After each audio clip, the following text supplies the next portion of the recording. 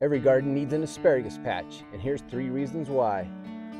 Reason number 1, asparagus is a perennial crop.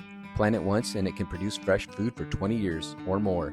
Every spring, those green spears come back stronger and thicker. You can mail order bare root crowns or plant your asparagus from seeds. Both ways works, but it's going to take a while.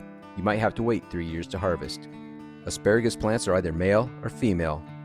This female plant has the berries with the seeds. Every year these drop and make new seedlings. So actually, an asparagus patch could last for centuries. It replants itself. Reason number 2, asparagus is one of the earliest vegetables to harvest in spring. When most gardens are just waking up, asparagus is already producing fresh food, packed with nutrients. Asparagus is rich in vitamin K, folate, vitamin C, vitamin A, vitamin E, plus minerals, potassium, phosphorus, iron, calcium, zinc, selenium, copper, and manganese.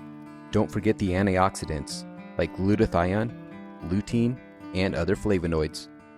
Look at that handful of goodness. We'll take these scraps to the chickens. These spears are a little longer than you want to harvest. They got away from me. Asparagus grows quick, about 3 inches a day.